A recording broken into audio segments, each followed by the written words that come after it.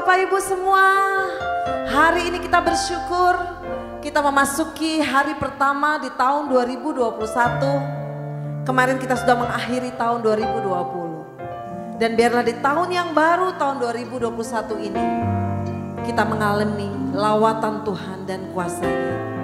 Mari kita mau menghormati Tuhan. Kita tahu di masa-masa yang sulit ini kita mau tetap bersandar hanya kepada Tuhan.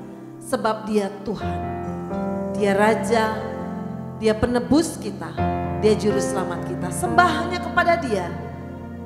Hari-hari kita bersama dengan Tuhan. Kita mau hanya dekat kepada Tuhan saja. Sebab hanya di dalam Dia ada kekuatan yang luar biasa.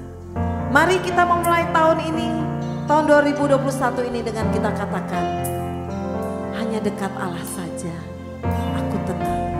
Percayai firman Tuhan, hidupi firman Tuhan. Haleluya.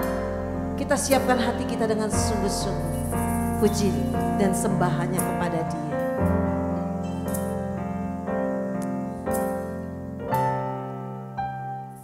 Hanya dekat Allahku, rasa tenang hatiku, Kau sertai jalanku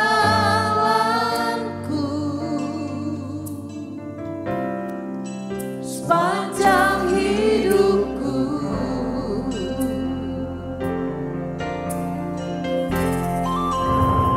Hanya dekat padamu ada kekuatan baru. Kaulah perlindunganku, keselamatanku. Ku ingin selalu, ku ingin selalu bersekutu denganmu, menikmati hadiratmu.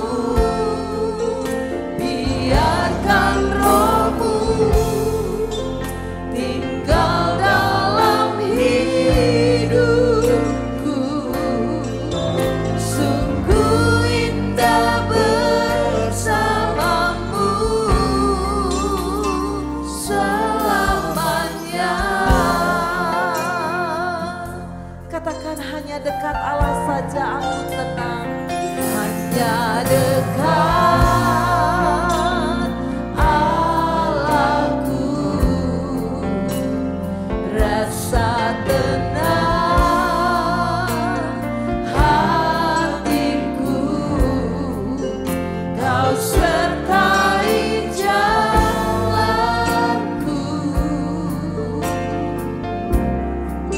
sepanjang hidupku.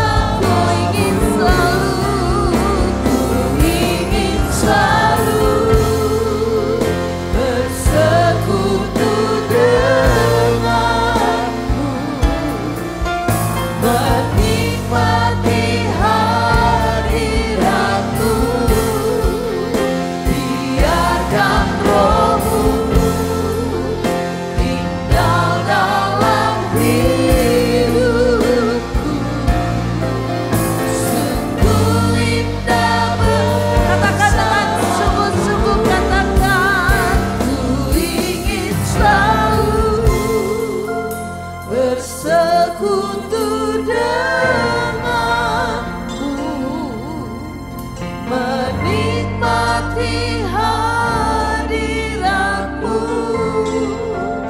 Biarkan Roh-Mu tinggal dalam hidupku. Sungguh indah bersama-Mu. Ku ingin selalu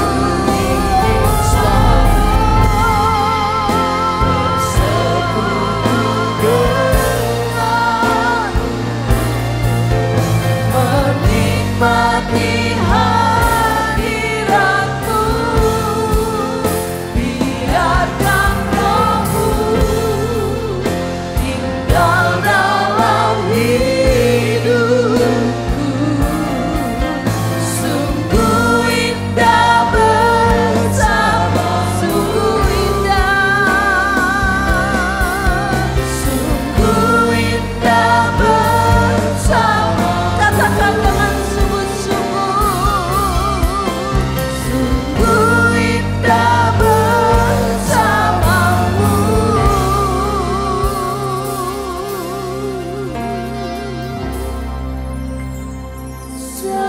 Selamanya.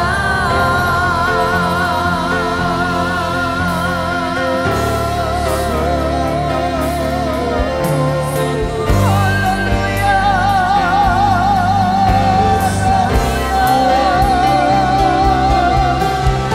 Hanya dekat Allah saja kami senang. Haleluya. Daripada bulan keselamatan kami, ya Allah ya Tuhan.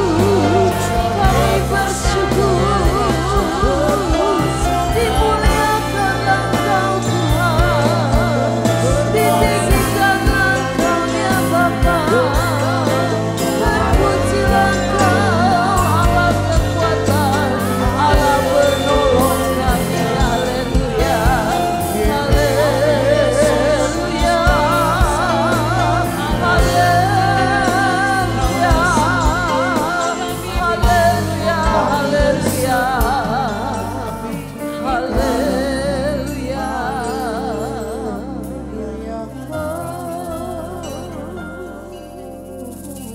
Terima kasih Tuhan, terima kasih. Sungguh kami bersyukur Tuhan. Pemeliharaan Tuhan luar biasa bagi kami. Kami bisa mengakhiri tahun 2020 dalam anugerah Tuhan. Sekalipun dalam masa-masa yang sulit, masa-masa yang sukar, sampai di titik terendah pun Tuhan, Tuhan tetap menyertai kami. Tuhan tidak pernah meninggalkan kami. Kami bersyukur kami mengakhiri tahun bersama dengan Tuhan. Dan hari ini kami memulai tahun 2021 bersama dengan Tuhan. Oleh karena itu bawa hati kami melekat kepada Tuhan, dekat dengan Tuhan. Karena kami percaya Tuhan, hari-hari ke depan hidup kami bersama seluruh keluarga kami ada di dalam tangan Tuhan. Oleh karena itu kami tidak takut, kami tidak khawatir, kami tidak gelisah, karena kami percaya penebus kami, Tuhan kami menyertai dan memberkati kami. Terima kasih Tuhan Yesus Kristus. Hari ini kami bersyukur. Hari ini juga kami akan menerima tubuh dan darah Kristus di dalam perjamuan kudus. Biarlah Tuhan persiapkan hati kami dengan sungguh-sungguh, supaya kami menerima berkat yang terbaik dari Tuhan. Terpujilah namamu Bapa di surga. Kami siap memuji kebesaran-Mu ya Allahku. Kami siap menyenangkan hati-Mu. Di dalam nama Yesus Kristus yang berkuasa, kami bersyukur, kami terima berkat-Mu ya Tuhan. Haleluya, haleluya. Amin. Puji Tuhan. Memasuki tahun yang baru pasti kita tuh harus bersyukur. Amin Bapak Ibu. Tidak ada persungutan di dalam hidup kita. Yang ada dari mulut kita hanya ucapan syukur. Karena itu yang Tuhan kehendaki dalam hidup kita. Mari kita angkat pujian ini. Segala puji syukur hanya bagi Tuhan. Haleluya.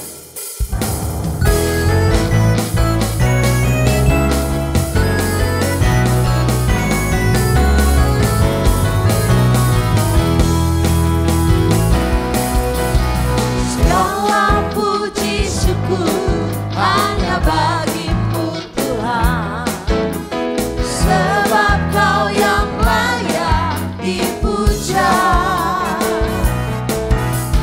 Kami mau bersorak, tinggikan namamu. Haleluya.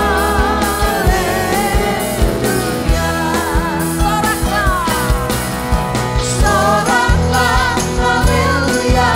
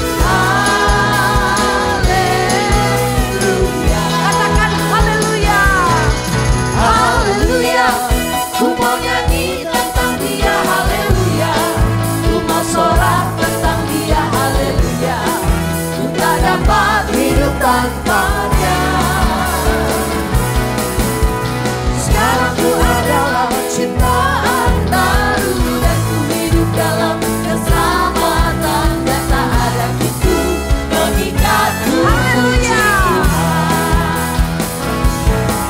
Haleluya. Ku mau nyanyi tentang Dia. Haleluya. Ku mau sorak tentang Dia. Haleluya. Ku tak dapat hidup tanpa Dia. Sekarang ku adalah ciptaan baru dan ku hidup dalam keselamatan dan tak ada itu mengikatku. Katakan soraklah haleluya. Soraklah haleluya. Soraklah haleluya. Haleluya. Soraklah haleluya. Soraklah haleluya. Sekali lagi katakan soraklah haleluya. Soraklah haleluya. Soraklah haleluya. Haleluya. Soraklah haleluya. Soraklah haleluya. Haleluya.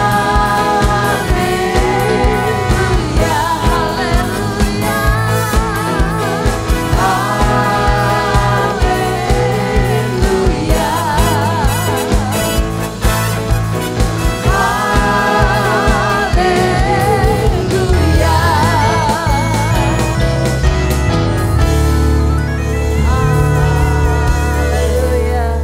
Kita mau bersorak-sorai bagi Tuhan Allah kita. Amin Bapak Ibu.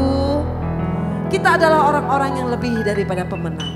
Oleh karena itu kita mau hidup kita selalu berkemenangan di dalam Tuhan. Amin.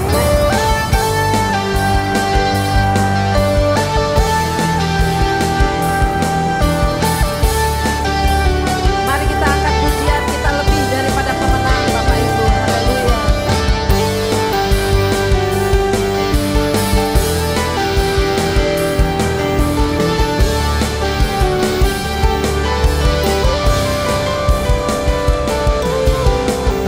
Lebih dari pemenang dalam segala perkara, iblis tak dikalahkan oleh kuasa darahnya.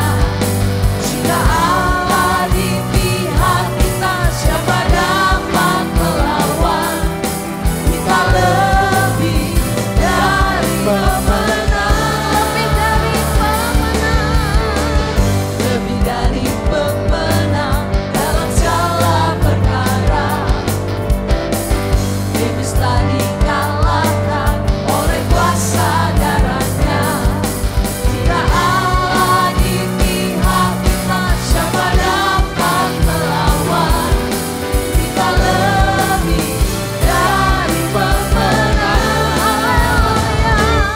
Haleluya, kibarkanlah pancinya, Yesus Raja segala raja. Haleluya, bangkitlah gerejanya, kita lebih dari pemenang.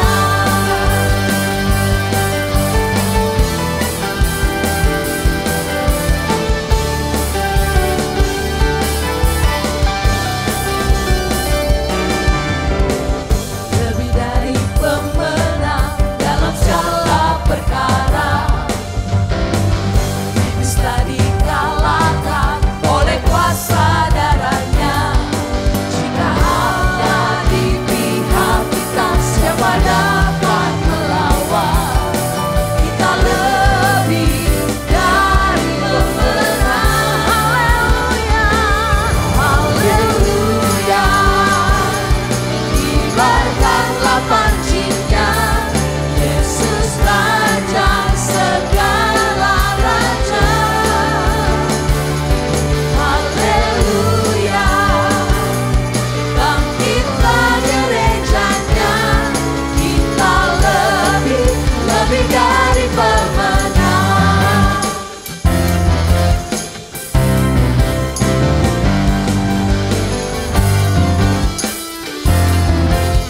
Katakan, jika Allah di pihak kita, Allah di pihak kita, siapa dapat melawan? Kita lebih dari pemenang. Haleluya, kibarkanlah pancinya, Yesus Raja segala raja. Haleluya, bangkitlah gerejanya, kita lebih dari pemenang. Haleluya, kibarkanlah pancinya, Yesus Raja segala raja. Haleluya, bangkitlah gerejanya, kita lebih dari katakan saya pemenang. lebih dari pemenang. Saya lebih dari Sekali lagi katakan, kita lebih dari pemenang. Kita lebih dari pemenang.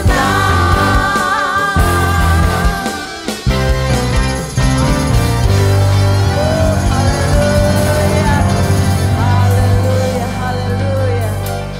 Mari katakan kiri kanan saudara, aku lebih daripada pemenang. Amin. Haleluya, haleluya. Kita siapkan hati kita untuk kita diberkati oleh firman Tuhan. Kita mengucap syukur kalau kita bisa memasuki tahun 2021 dalam anugerah Tuhan. Selagi Tuhan memberikan kehidupan pada kita semua, mari kita menghargai kesempatan yang Tuhan berikan dalam hidup kita. Mari hormati Tuhan, kasihi Tuhan Allah. Mari kita menyembah kepada Dia, kita muliakan Dia. Hidup ini adalah kesempatan. Haleluya. Hidup ini adalah kesempatan. Hidup ini untuk melayani Tuhan. Jangan sia-siakan hidup yang Tuhan beri. Hidup ini hanya sementara. Hidup ini adalah kesempatan. Hidup ini untuk melayani Tuhan. Jangan sia-siakan hidup yang Tuhan beri. Hidup ini hanya sementara. Oh Tuhan, pakailah hidupku selagi aku masih kuat. Bila saatnya nanti ku tak berdaya lagi, hidup ini sudah jadi. Katakan, oh Tuhan, pakailah hidupku selagi aku masih kuat. Bila saatnya nanti ku tak berdaya lagi, hidup ini sudah. Jangan sungguh-sungguh katakan, oh Tuhan, pakailah hidupku selagi aku masih kuat. Bila saatnya nanti ku tak berdaya lagi, hidup ini sudah jadi berkat. Bila saatnya nanti ku tak berdaya lagi, hidup ini sudah. Sekali lagi katakan, bila saatnya nanti, bila saatnya nanti ku tak berdaya lagi, hidup ini sudah jadi berkat.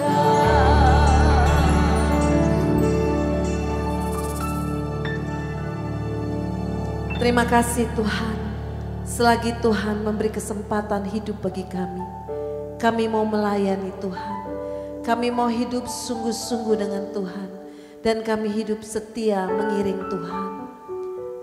Pagi hari ini berbicaralah bagi kami semua ya Allah. Karena firman-Mu adalah kekuatan di dalam hidup kami. Urapan Allah turun atas kami semua umat-Mu yang mendengarkan firman-Mu. Dan urapan Allah turun atas hamba-Mu, Bapak Gembala yang akan menyampaikan firman-Mu ya Allah.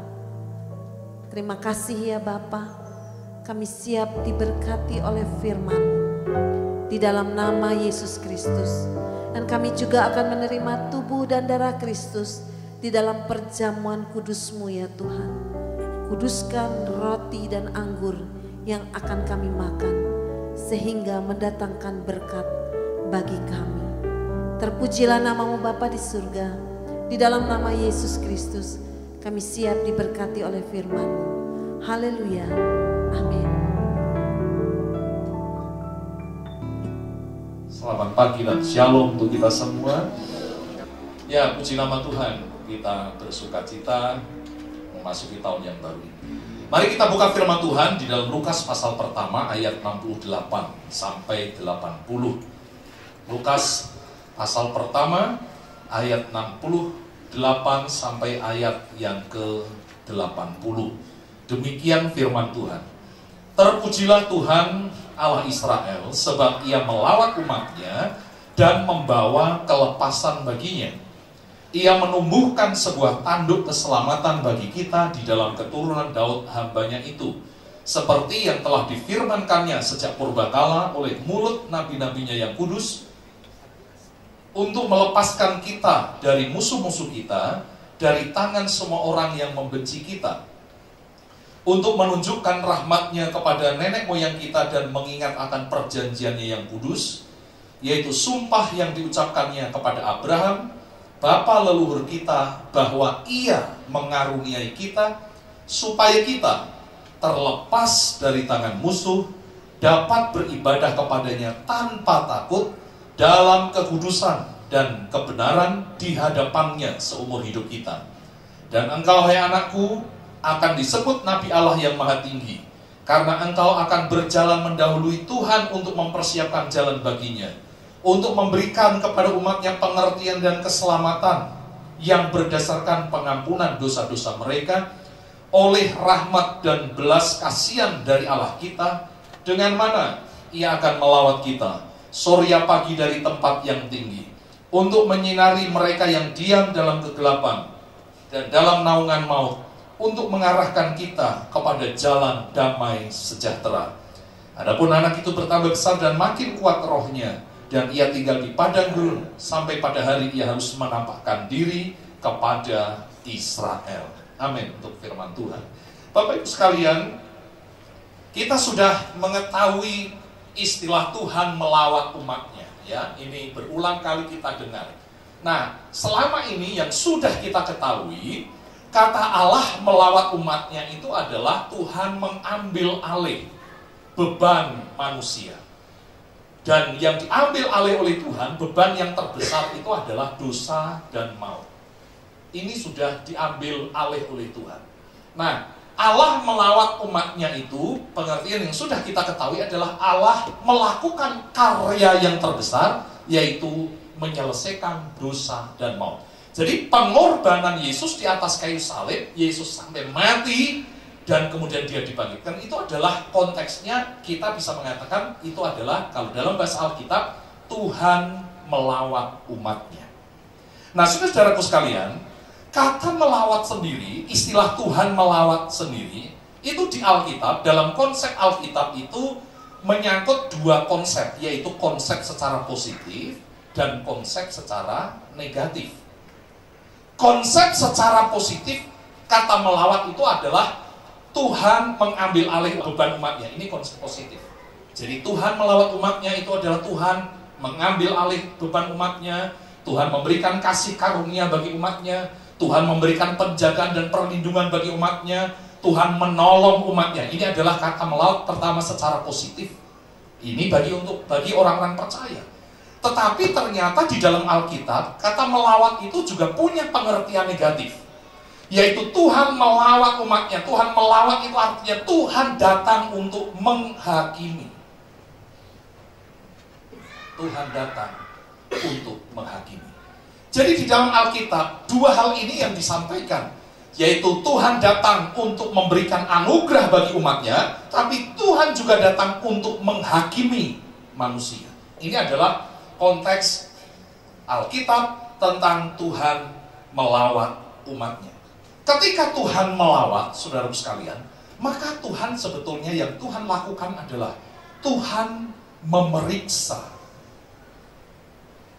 Tuhan berperkara dengan karakter umat manusia. Tuhan berperkara dengan hal ini, saudara. Tuhan melawat umatnya, Tuhan melawat manusia. Tuhan berperkara dengan karakter manusia. Oleh sebab itu, dalam lawatan Tuhan ini, kalau kita bicara tentang efektivitas lawatan Tuhan, itu tergantung dari karakter manusia atau respon dari manusia itu sendiri. Jadi lawatan Tuhan itu akan menjadi efektif atau tidak tergantung dari karakter manusia atau respon dari manusia. Maka di dalam gereja, saudaraku sekalian, lawatan Tuhan itu akan berdampak hebat atau tidak tergantung dari respon. Nah, setiap orang, saya harus katakan, setiap orang, setiap gereja, setiap orang percaya, kita semua pasti akan mengalami lawatan Tuhan.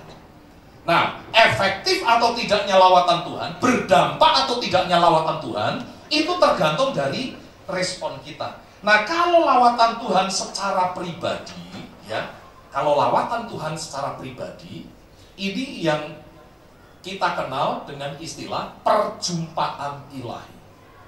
Makanya kita sering mendengar kita mengalami perjumpaan pribadi dengan Tuhan. Inilah bahasa lawatan Tuhan secara pribadi dalam hidup kita, atau disebut divine appointment dengan Tuhan, ya.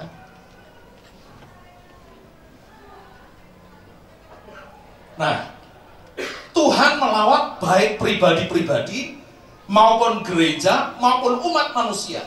Nah, yang ingin saya sampaikan adalah bagaimana Tuhan melawat kita secara pribadi, memberikan perjumpaan ilahi secara pribadi.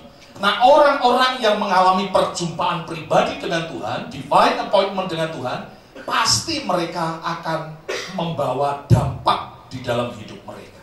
Nanti kita akan pelajari apa dampaknya ketika saya mengalami lawatan Tuhan secara pribadi atau perjumpaan secara pribadi dengan umatnya.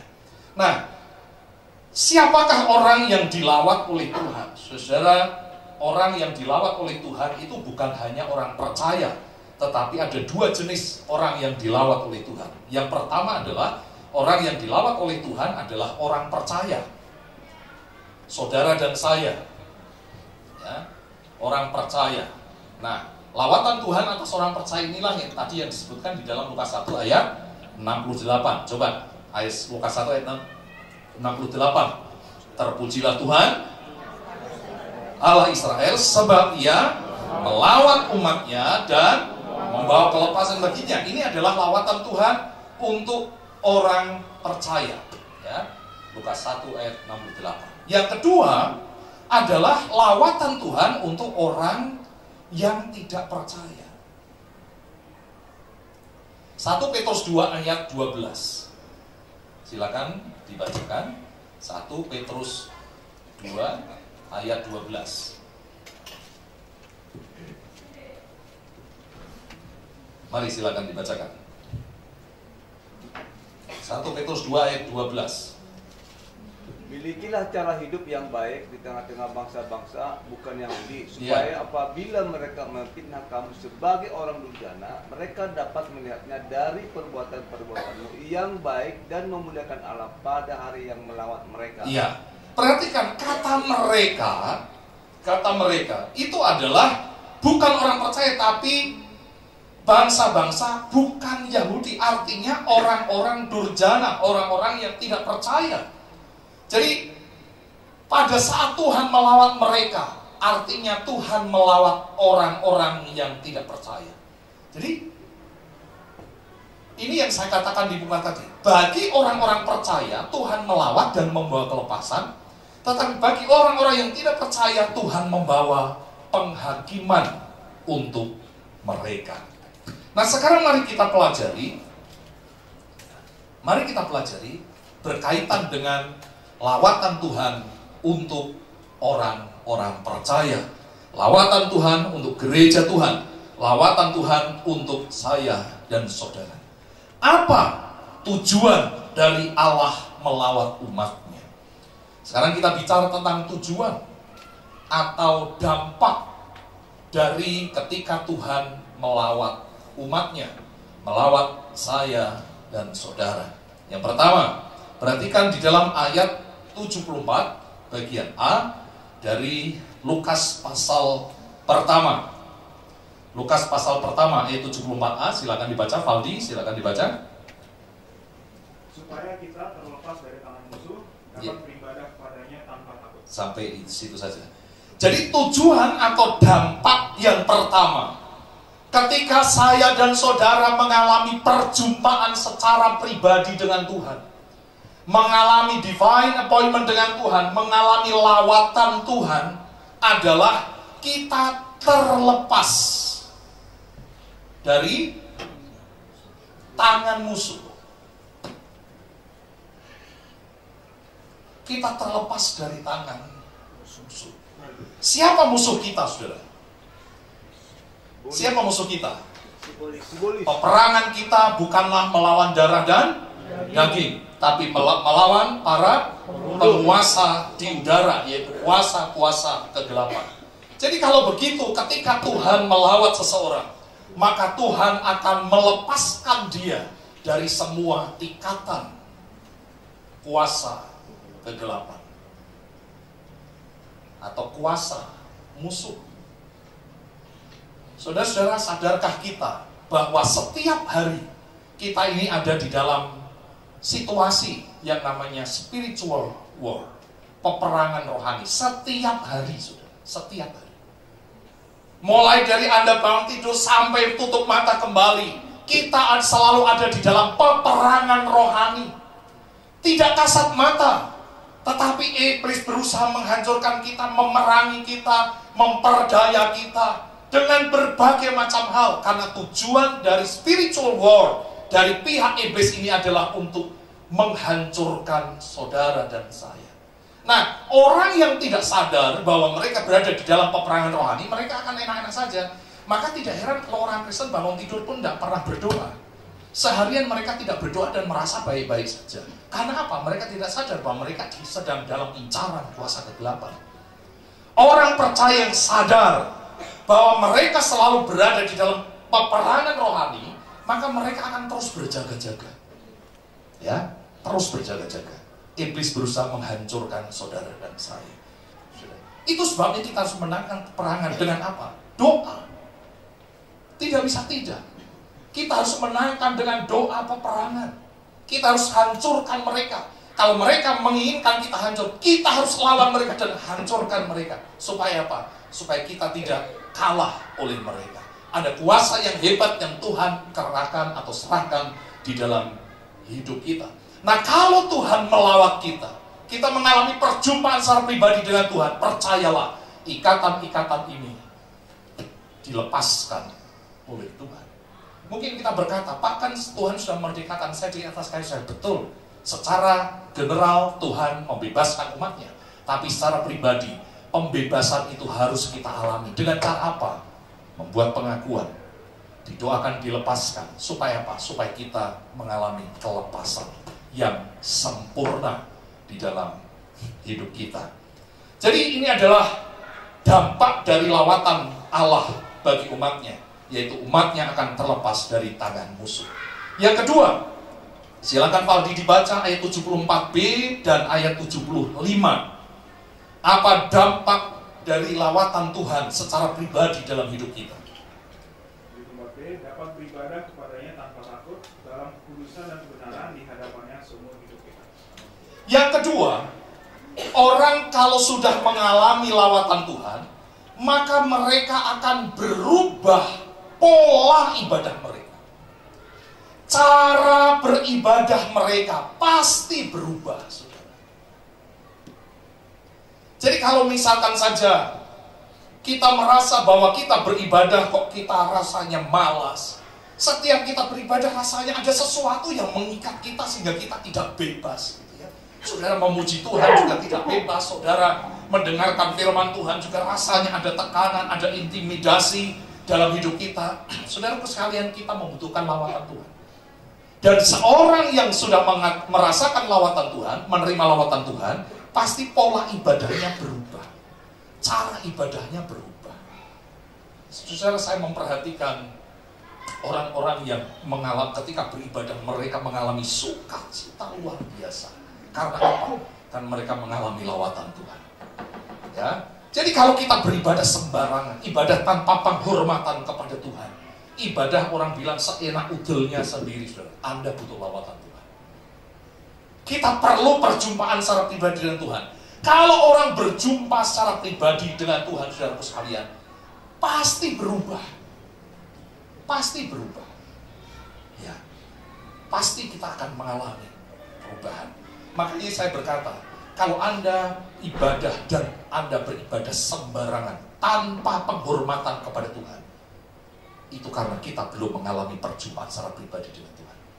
Orang yang mengalami perjumpaan secara pribadi dengan Tuhan pasti hatinya akan menggebu dengan cinta kepada Tuhan. Ya. Siapa yang bisa menilai? Kita secara pribadi, kita bisa nilai.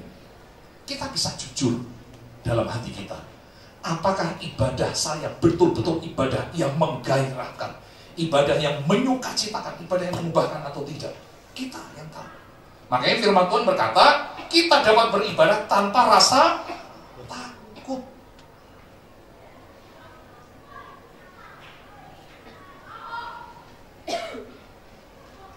Coba saya tanya kepada jemaat, apakah ibadah bisa menimbulkan rasa takut?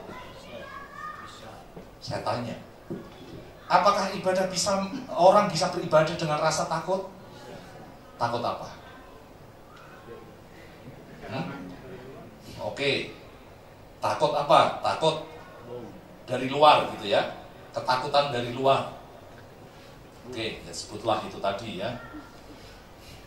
Ancaman dari luar, intimidasi dari luar. Takut apa lagi? Kehilangan pendapat. Kehilangan pendapatan. Maksudnya?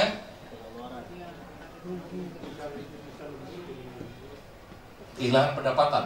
Jadi karena hari jam ibadah mereka tidak bekerja gitu ya, buka toko dan lain sebagainya. Oke. Takut apa lagi? Banjir. Ya itu termasuk dari luar ya. Takut banjir dan lain sebagainya gitu ya. Kehilangan pendapatan. Takut apa lagi?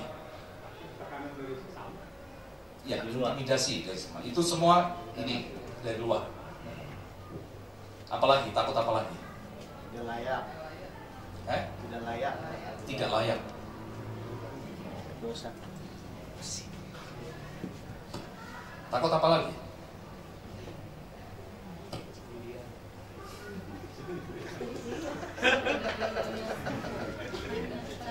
Takut apa?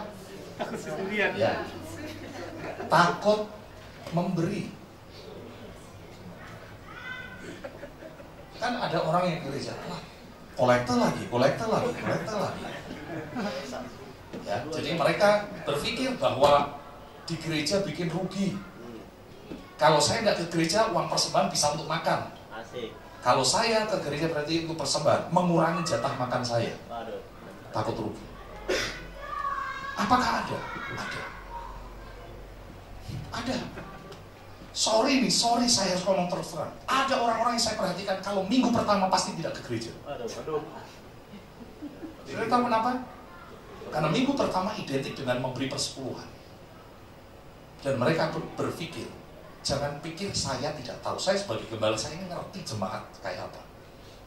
Jadi mereka sengaja tidak datang minggu pertama. Karena apa? Karena mereka tidak mau memberikan persepuluhan. Dan itu saya perhatikan terus gitu. Setiap minggu pertama. Alasannya sakit. Loh, sakitnya kok minggu pertama terus ya? Gitu. Dan Anda pikir itu biasa. Itu tidak biasa. Kita membutuhkan lawatan Tuhan sehingga akhirnya Pak, kita tidak mengalami ketakutan lagi. Betulkah kalau kita beribadah kita rugi? Ibadah itu mengandung keuntungan, baik untuk masa sekarang maupun sampai masa yang akan datang. Anda dan saya tidak pernah rugi. Anda dan saya bisa ada sampai saat ini karena kita beribadah kepada Tuhan. Amin, saudara. Karena kita beribadah pada Tuhan. Anda dan saya diberkati oleh Tuhan karena kita sungguh-sungguh dengan Tuhan, kita beribadah kepada Tuhan. Pekerjaan kita menjadi baik karena kita beribadah kepada Tuhan. Saudara, jangan berpikir pekerjaan Anda baik karena Anda pintar. No, banyak orang pintar, hancur hidupnya.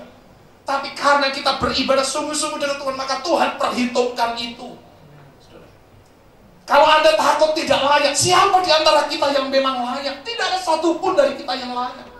Tapi pas saya berbuat dosa, kalau Anda berbuat dosa, jangan Anda tidak beribadah. Anda bereskan dengan Tuhan, lalu kemudian kita beribadah.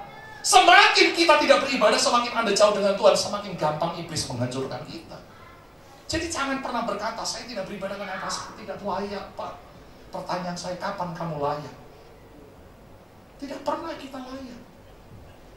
Dan itu iblis menyampaikan itu, kamu tidak layak, kamu. Martin Luther satu kali berdoa. Dan ketika dia berdoa, iblis mendut dia, Martin Luther, kamu itu jahat, kamu itu begini. Martin Luther terintimidasi. Lalu kemudian dia berkata, memang aku tidak layak, tapi darah Yesus Kristus sudah menguduskan saya, sehingga saya layak untuk menghadap kepada Dia. Kalau Anda berkata, saya kehilangan pendapatan, saudara, saya sudah banyak mendengar orang bersaksi bagaimana ketika mereka beribadah, justru mereka tidak kehilangan. Saya pernah cerita dulu ada seorang yang kita baptis.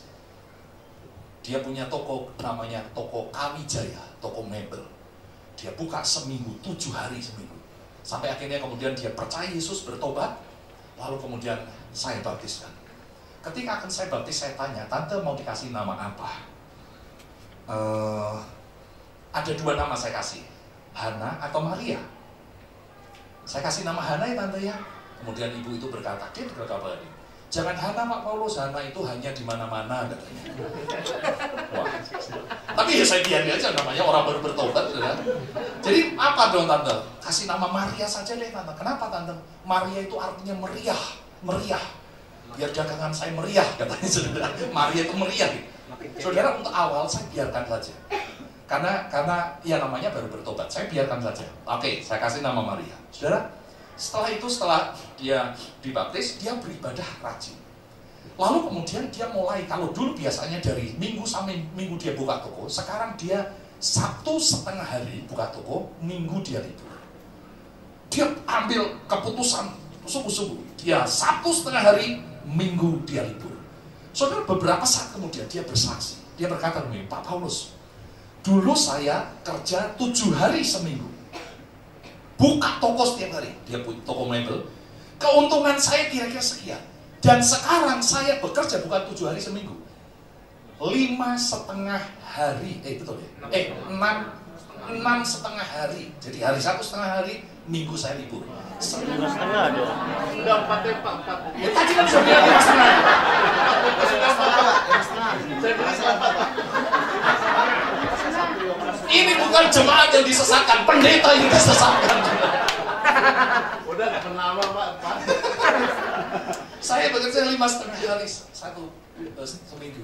Dan dia berkata, keuntungan yang saya dapat lebih besar daripada ketika saya bekerja 2 hari seminggu. Kesaksian yang model kayak gitu banyak saya dengar.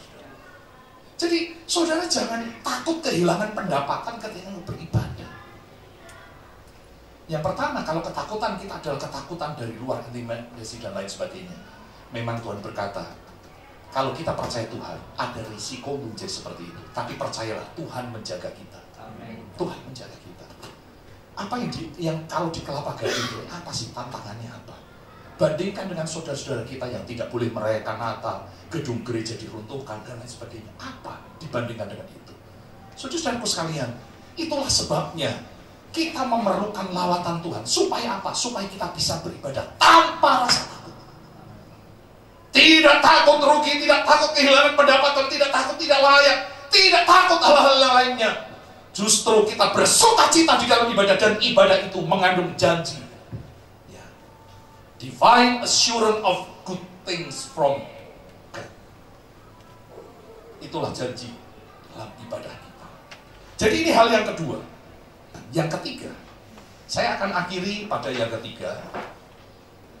Karena dampak lawatan Tuhan masih banyak, saudara. Yang ketiga, mari baca ayat 79. Apa dampak lawatan Tuhan dalam hidup kita? Silakan Valdi. Untuk menyinari mereka yang diam dalam kegelapan dan dalam naungan maut, untuk mengarahkan kaki kita kepada jalan damai sejahtera. Perhatikan ini dan camkan ini baik-baik. Ketika Tuhan melawat kita secara pribadi, kita mengalami perjumpaan secara pribadi dengan Tuhan, maka kita akan diarahkan pada jalan damai sejahtera. Amin. Pada jalan damai sejahtera. Saudaraku sekalian, di dalam hidup kita ada dua jalan. Di dalam dunia ada dua jalan, lebar dan sempit. Siapa mau pilih yang lebar? Api jiwamu mati.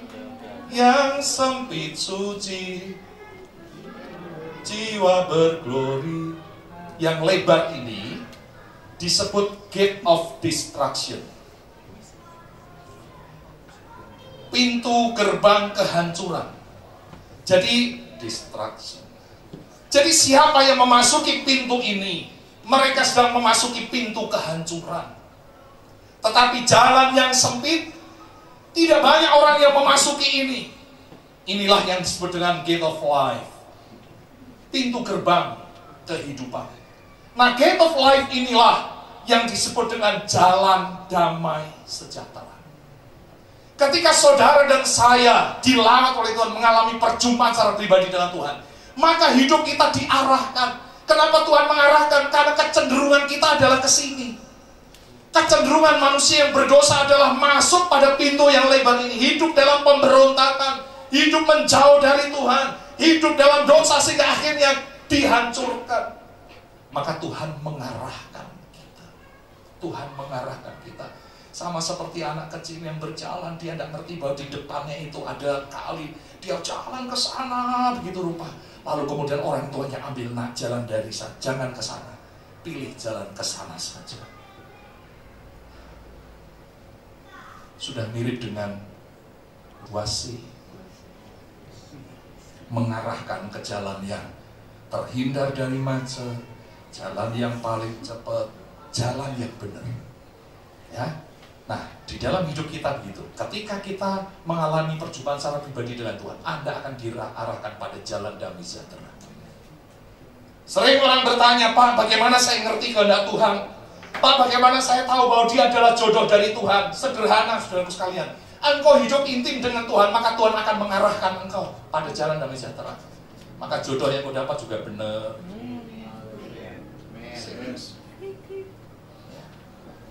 Salah satu masa depanmu itu akan baik atau tidak, salah satunya ditentukan oleh jodoh kita.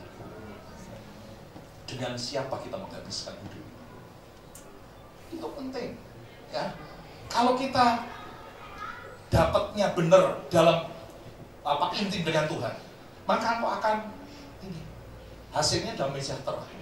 Tapi kalau engkau dapatnya tidak benar, ini kehancuran. Makanya saya lebih senang kalau anak-anak itu dapat jodoh di gereja, itu lebih senang. Minimal udah sama-sama percaya Tuhan. Ya, minimal.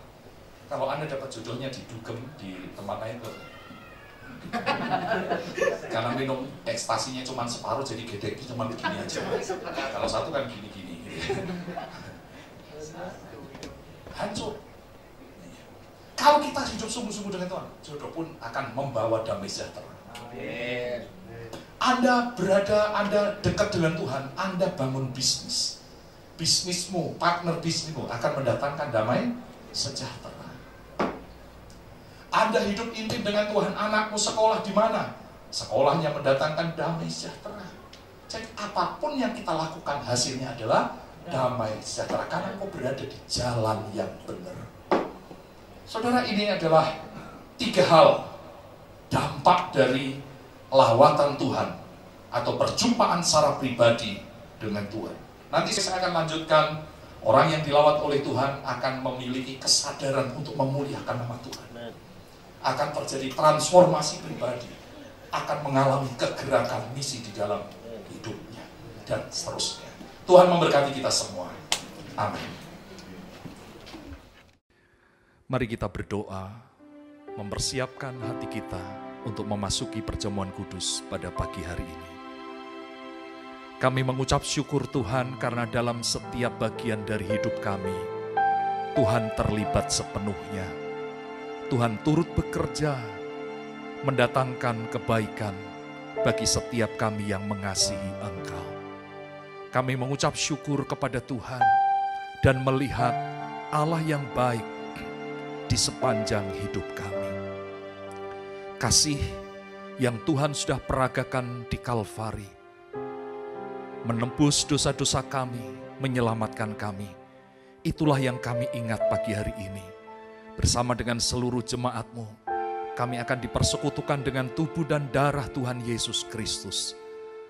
Roti dan anggur yang adalah benar-benar makanan dan minuman bagi kami, yang secara rohani adalah tubuh dan darah-Mu yang akan mendatangkan kekuatan bagi kami.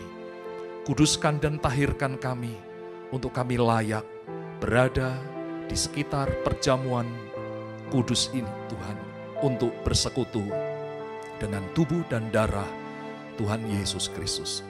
Kuduskan kami setiap pelayan-pelayan-Mu untuk melayankan perjamuan kudus ini. Di dalam nama Tuhan Yesus Kristus, kami siap untuk menerima perjamuan kudus di dalam nama Tuhan Yesus Kristus. Haleluya. Amin. Jemaat yang dikasihi oleh Tuhan Yesus Kristus, pada malam waktu Yesus akan diserahkan, Yesus mengambil roti, mengucap syukur atasnya, dan dia memecah-mecahkannya dan berkata, "Inilah tubuhku yang dipecah-pecahkan bagi kamu. Perbuatlah ini setiap kali kamu meminumnya, menjadi peringatan akan aku." Lalu Yesus mengambil cawan yang berisi anggur dan berkata, "Inilah cawan perjanjian baru yang dimeteraikan oleh darahku. Perbuatlah ini setiap kali kamu meminumnya, menjadi peringatan akan aku." Puji nama Tuhan.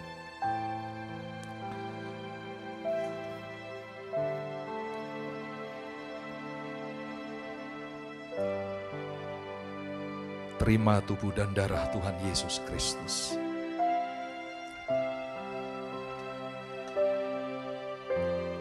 Terima tubuh dan darah Tuhan Yesus Kristus.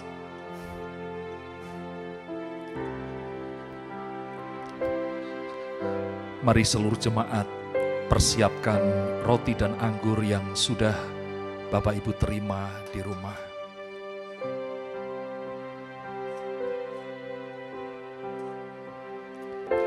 Salibnya,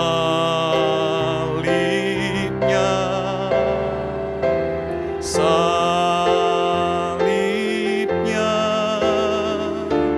selamat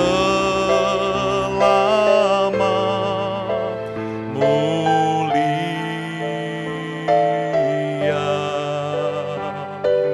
dosaku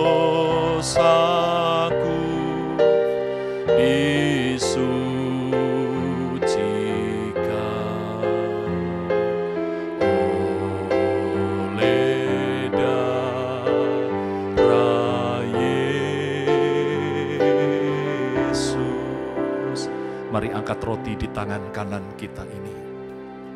Inilah tubuh Tuhan Yesus Kristus yang sudah diremukkan, dipecah-pecahkan untuk dosa saya dan saudara. Percayakah saudara, roti di tangan kanan kita ini adalah tubuh Tuhan Yesus Kristus sendiri? Mari kita makan bersama-sama dengan iman dalam nama Tuhan Yesus Kristus.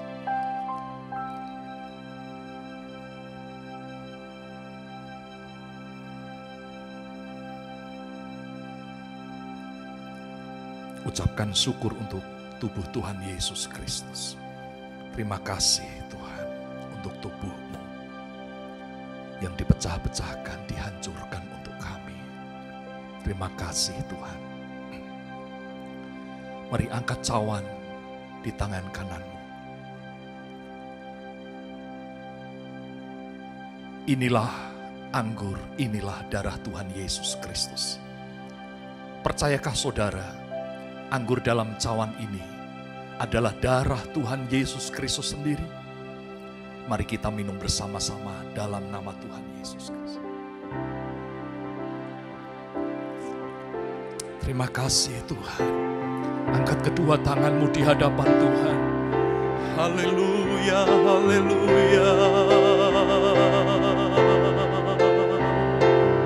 Terima kasih Tuhan Yesus. Haleluya. Syukur.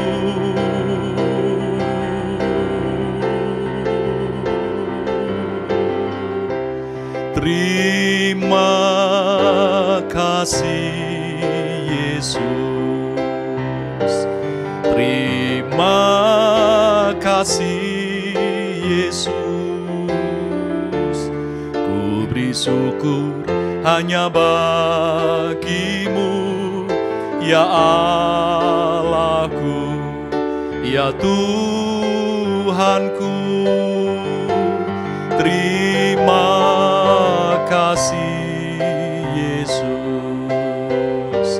Terima kasih Yesus. Ku beri syukur hanya bagimu. Terima kasih Yesus. Ku beri syukur hanya bagimu. Terima kasih Yesus. Ku beri syukur hanya bagimu. Terima kasih Yesus. Kami bersyukur kepada Tuhan. Sempurnalah ibadah kami pagi hari ini. Kami memuji dan menyembah Tuhan. Kami mendengarkan suara Tuhan. Dipersekutukan dengan tubuh dan darah Tuhan Yesus Kristus. Bahkan kami mengembalikan persepuluhan milik Tuhan. Dan membawa persembahan-persembahan kami yang lain di hadapan Tuhan. Kami persembahkan hidup kami, ibadah kami, penyembahan kami, persembahan kami untuk hormat kemuliaan nama Tuhan Yesus Kristus. Kasih anugerah Allah mengalir bagi kami semua. Kasih anugerah Allah mengalir bagi seluruh umat-Mu. Kasih kemurahan Tuhan mengalir limpah bagi setiap orang yang berharap kepada Tuhan. Kemurahan-Mu Tuhan juga limpahkan bagi bangsa dan negara kami.